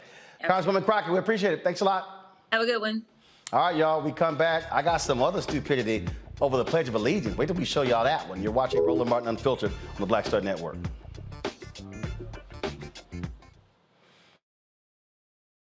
Pull up a chair, take your seat at the Black Table with me, Dr. Greg Carr, here on the Black Star Network. Every week, we'll take a deeper dive into the world we're living in. Join the conversation only on the Black Star Network. Hi, I'm Dr. Jackie Hood Martin, and I have a question for you. Ever feel as if your life is teetering and the weight and pressure of the world is consistently on your shoulders? Well, let me tell you, living a balanced life isn't easy. Join me each Tuesday on Black Star Network for A Balanced Life with Dr. Jackie. We'll laugh together, cry together, pull ourselves together, and cheer each other on. So join me for new shows each Tuesday on Black Star Network, A Balanced Life with Dr. Jackie.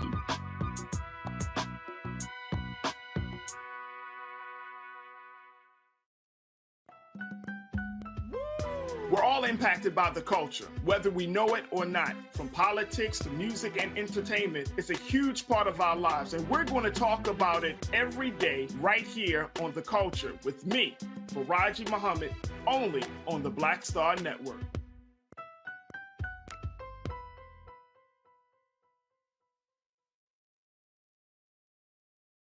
Hey, I'm Cupid, the maker of the Cupid Shuffle and the Wham Dance. What's going on? This is Tobias Trevelyan. And if you're ready, you are listening to and you are watching Roland Martin Unfiltered.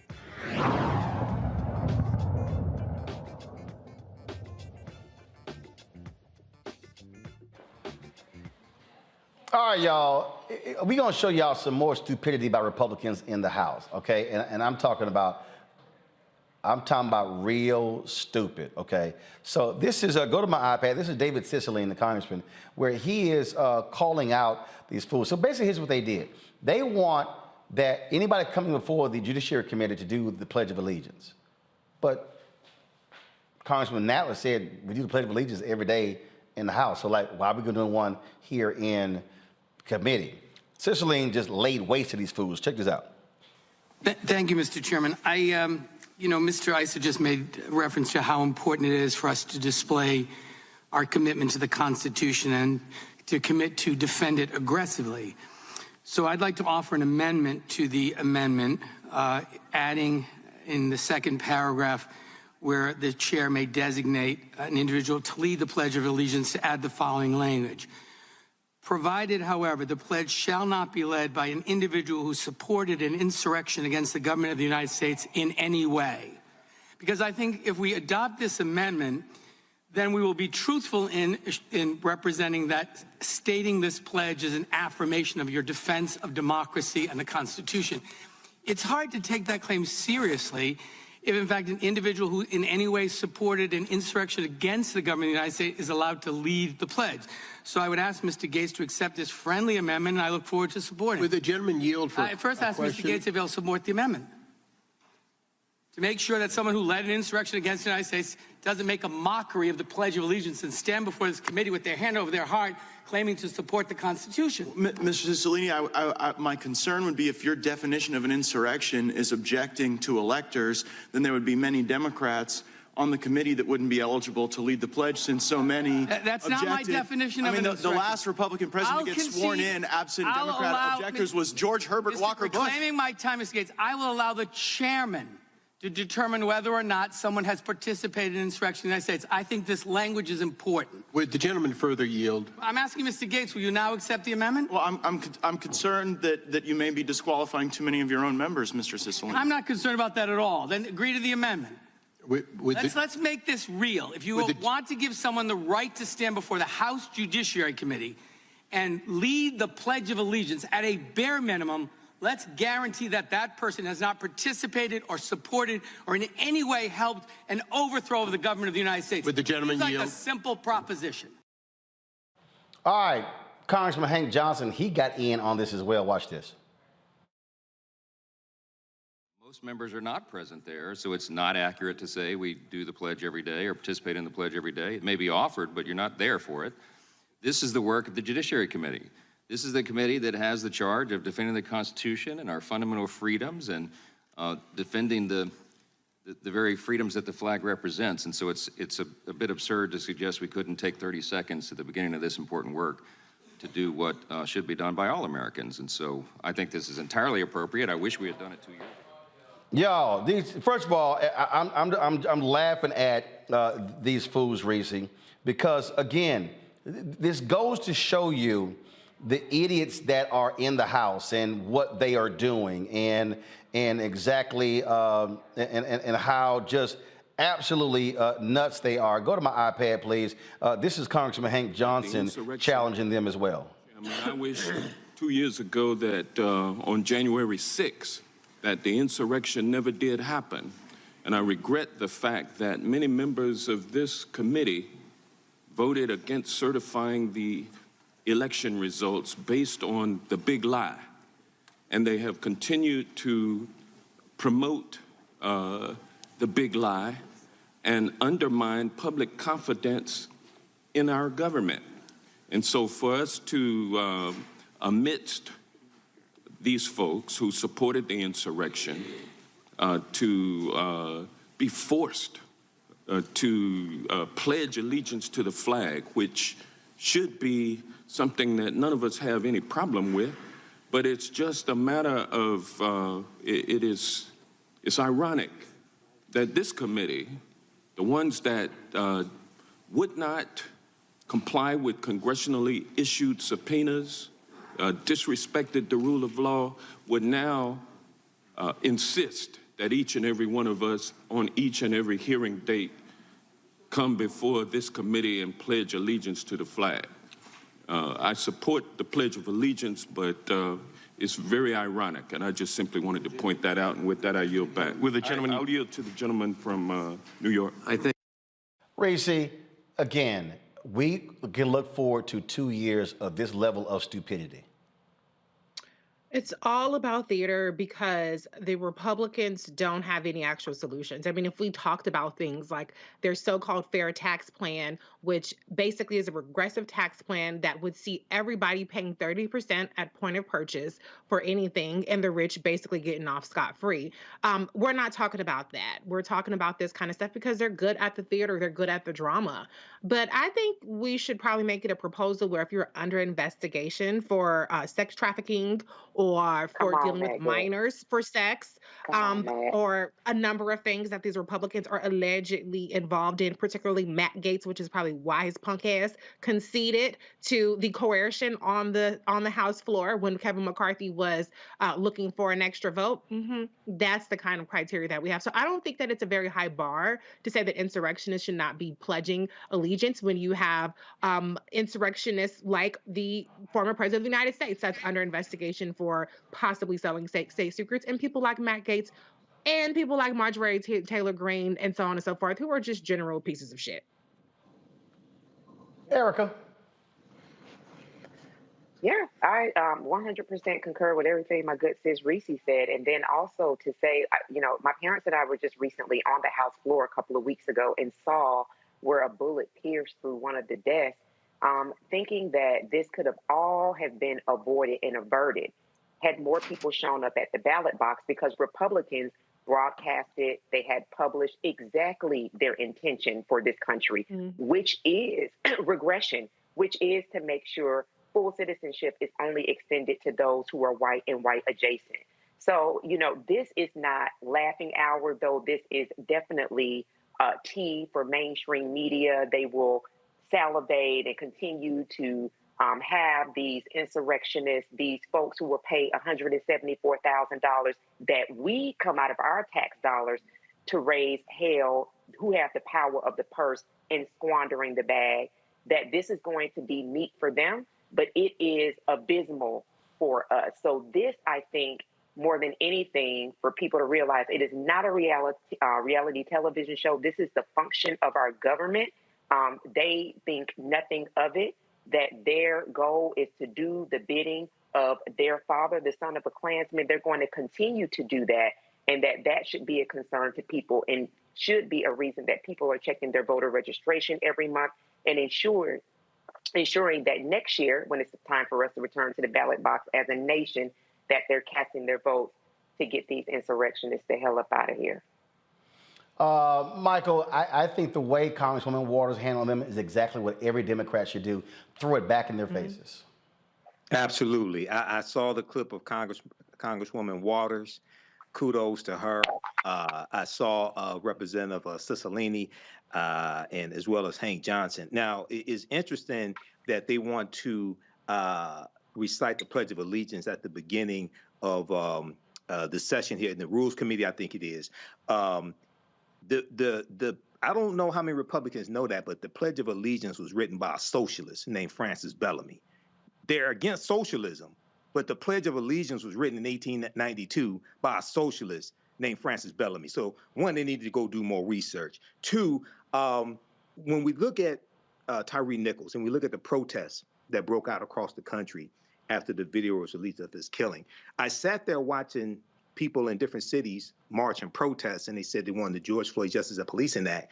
And I said, I sure hope all those people voted for Democrats for the House of Representatives in the 2022 midterm election, because Democrats were the only ones that voted for the George Floyd Justice and Policing Act, and they're the only ones that support the bill. No Republicans voted for the bill when it came up in the House of Representatives March 2021. 212 Republicans voted against it. So it seems like, Roland, that there's a real disconnect between people saying they want something, but then understanding actually how to get it.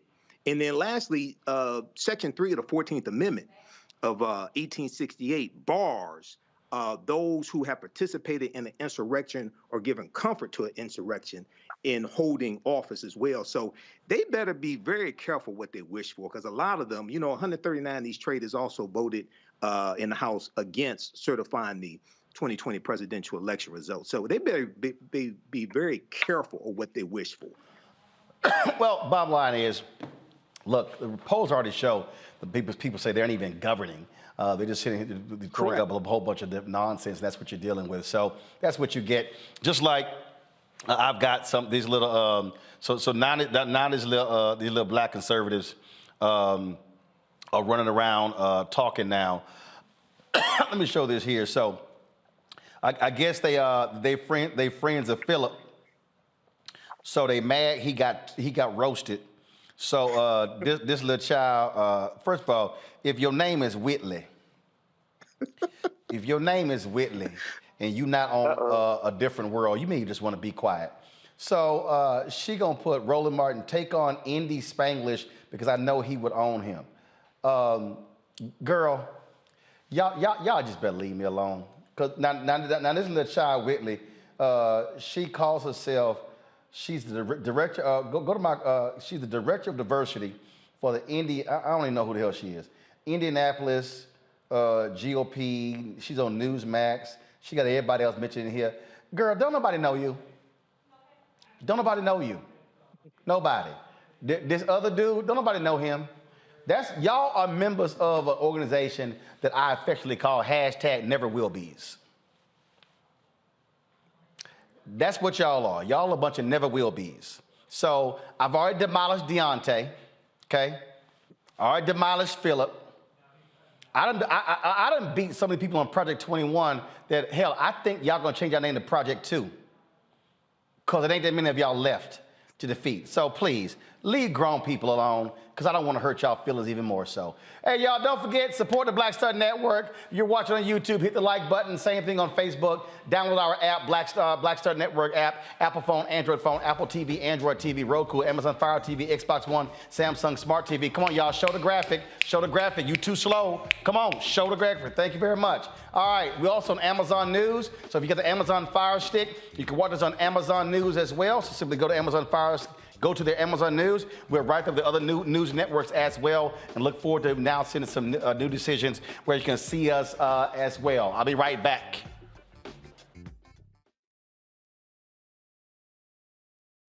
Next on Get Wealthy with me, Deborah Owens, America's Wealth Coach. Listen to this. Women of color are starting 90% of the businesses in this country. That's the good news. The bad news, as a rule, we're not making nearly as much as everyone else. But joining us on the next Get Wealthy episode is Betty Hines. She's a business strategist, and she's showing women how to elevate other women. I don't like to say this openly, but we're getting better at it. Women struggle with collaborating with each other. And for that reason, one of the things that I demonstrate in the sessions that I have is that you can go further together if you collaborate. That's right here on Get Wealthy, only on Black Star Network. Most people think that these television shows that tell stories about who we are as black men, and then they paint these monolithic portraits of us. They think that they're being painted by white people. And I gotta tell you, there are a whole bunch of black folk that are the creators, the head writers, the directors of all of these shows, and that are still painting us as monoliths. The people don't really want to have this conversation. No, they don't.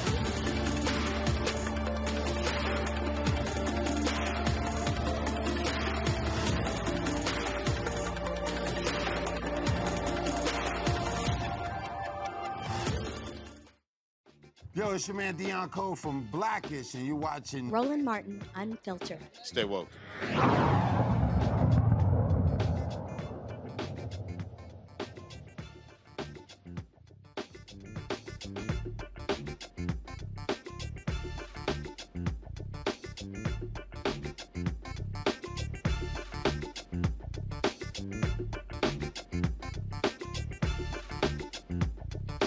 Involved in a raid where a 12-year-old got shot has settled for $12 million. In 2019, Amir Worship was shot in the knee during a pre-dawn raid on his Markham, Illinois home. Worship is now 16. He's permanently disabled. He's had 5 knee surgeries and will require multiple knee replacements. Joining us now is the Worship family attorney, Zach Hofeld. So, Zach, this settlement here, does that cover his medical costs, or will they have to also pay for that going forward? It covers all the above, but real quickly, Roland, let me just start off by saying that back in early 2007, as an 18-year-old organizing intern with the Upstart Obama campaign, I used to always appreciate hearing your takes on CNN.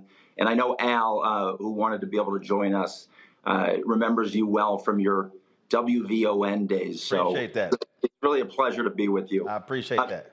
The settlement, to your question, covered a lot. It covered not only Amir's past medical damages, and there was a ton in terms of the 5 surgeries, extensive physical therapies. It also covered the future medical care that Amir will require, not only in the coming year in terms of another surgery, but in the coming, lifetime. In addition to medical damages, there's aspects of psychological damages,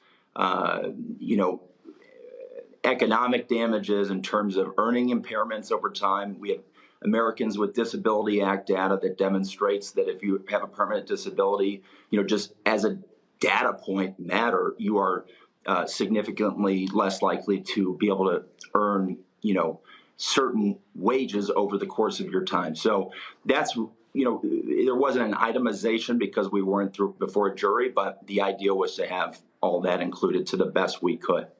What was the raid for? The raid was for the execution of a search warrant for a gentleman in suspected possession of codeine. Okay, so in the course of he gets shot, did they find the person they were looking for? They did. And, in fact, they found him pretty quickly. They found the individual.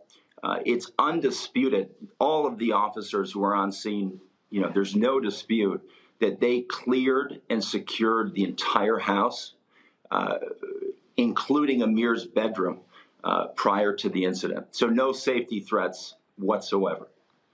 Man, just unbelievable. But again, we cover these stories all the time, and it's just so unfortunate that he gets wounded. And first of all, he's alive. I think about the Ayanna Jones, who was shot in a raid in Detroit. She was killed as a result, and it was an erroneous raid. So we've seen this happen way too many times all across the country.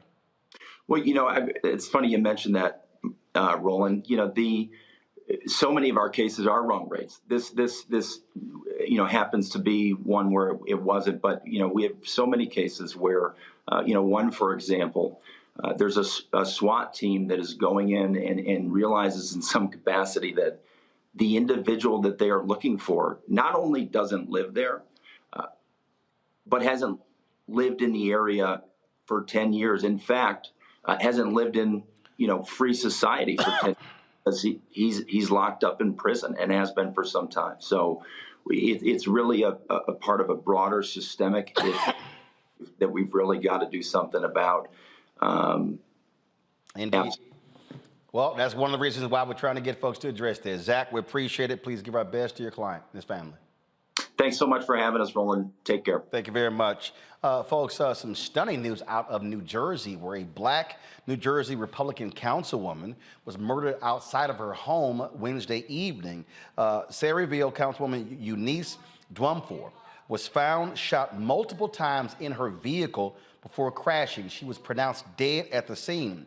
She was a certified business analyst and served as a director of churches for the Nigerian-based Champions Roll Assembly. She ran for and won her first election in 2021, beating the incumbent Democrat. She started serving her first of 3 years. Now, city officials say she was the intended target. However, the office said no motive in the killing had been revealed. Anyone with information or surveillance footage is asked to call Detective Rebecca Morales of the Sayreville Police Department at 732-727-4444 or Detective Michelle Coppola of the Middlesex County Prosecutor's Office at 732-745-3477. Reese, this is a stunning story. Again, that she's driving home and she's gunned down. The person gets away and they don't have any motive whatsoever. Right. I mean, it's insane. It's tragic. It's senseless. She was in her car outside of her home. I mean, a lot of us, when we get home, we don't necessarily rush out of our car and into the house. Sometimes we might check Facebook or, respond to a text message, and it should be safe to do that. So the fact that she's Republican is beside the point, unless this was a politically motivated targeting, which, we have no way of knowing. Is it politically motivated? Is it domestic violence? Is it just random violence where somebody intended to kill somebody and she was the unlucky victim? But at either rate, 30 years old, a public servant, regardless of how you feel about her party affiliation, this is a huge loss. It is. And so again, like I say, she's working for a church-based group. She's Nigerian and gunned down. Pull a photo up, please. Come on, y'all. And so the governor also released a statement with regards to her murder. And again, they are still trying to find out exactly what happened in that case. All right, folks, time for our Black and Missing for the day.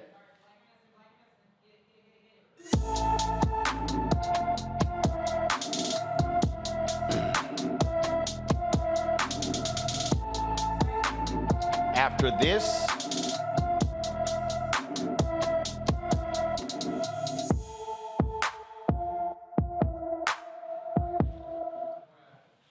Lakeith Herring was last seen in Philadelphia on January 29th. The 49-year-old is 5 feet 10 inches tall, weighs 175 pounds, with black hair and brown eyes. He was last seen wearing a gray T-shirt and black pants. Anyone with any information about Lakeith Herring is urged to call the Philadelphia Police Department at 215-686-3353, 215-686-3353. 3 Michigan rap artists have not been seen or heard from since January 21st. Amani Kelly, Montoya Givens, and Dante Wicker were supposed to show up for a performance at a Detroit club, but the event was canceled. Armani, whose stage name is Marley Whoop, was first reported missing to Alscada police the next day when his mother found her empty car her son borrowed. Once word of Armani was missing, the families of Montoya and Dante filed missing person reports since they were all together. Detroit police commanders say it's alarming that the 3 men are missing together. Multiple Michigan agencies are investigating their disappearance. That is crazy, Michael. Yeah, it is, Roland. I've watched some local news coverage here, and I know one of the family members was saying that at least in the beginning, they felt that police weren't taking this seriously. We don't know what's happened. There's an article from the Detroit Free Press about this. I've seen some coverage from WXYZ Channel 7 here in Detroit. Don't really know what happened, why they're missing. Yeah, and again, for more than 10 days now. That is absolutely strange that all three are missing. Yeah, January 21st. Yep. Absolutely. So hopefully somebody with any information will come forward, and get some answers and bring some closure for the families. Indeed. Folks, in memoriam, folks, some sad news I got today. The former First Lady of Atlanta has died. Bunny Jackson Ransom, the wife of the late Atlanta Mayor Maynard Jackson, passed away this morning. In 1975, she founded First Class Inc., a company specializing in marketing, community affairs, communications, and public relations. She worked with many clients, including the National Conference of Black Mayors. She also managed the careers of several performing artists between 1978 and 1988, when she served as Chief Administrative Officer of a conglomerate company under the umbrella of Atlanta Artists. She was 82 years old. I often would see Bunny. We would get her press releases all the time as well. And so she was very well known in Atlanta and all across the country. And so certainly condolences go to her family. Again, Bunny Jackson Ransom passed away today at the age of 82 years old. Last point here, Erica. Erica, you seen Philip?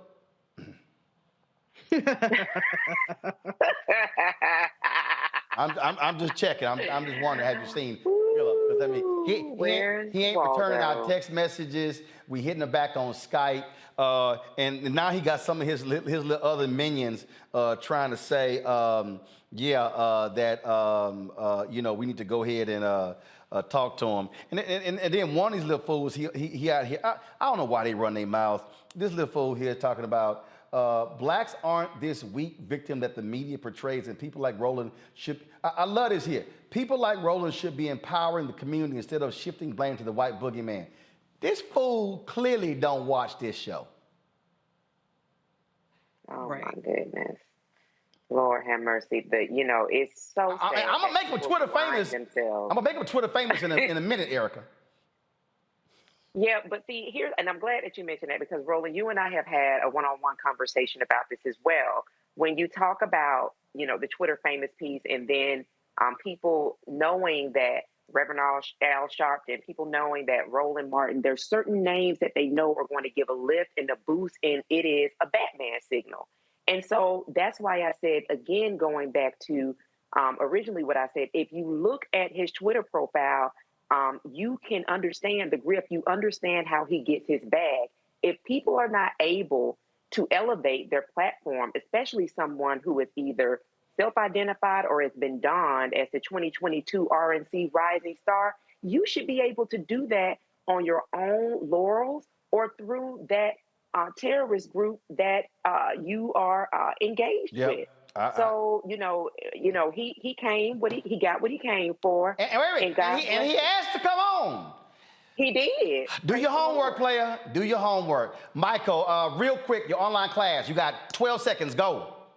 Saturday, February 4th, 2023, Black Resistance Movements, free Black History Month lecture by myself, Michael M. Hotep, 2 p.m. to 5 p.m. Eastern Standard Time. Visit theafricanhistorynetwork.com, theafricanhistorynetwork.com. Race, Erica, Michael, I appreciate it. I'll see y'all tomorrow from Bethune-Cookman in Daytona. Holla!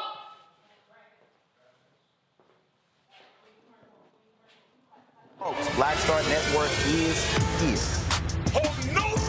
I'm real revolutionary right now. Support this man, Black Media. He makes sure that our stories are told.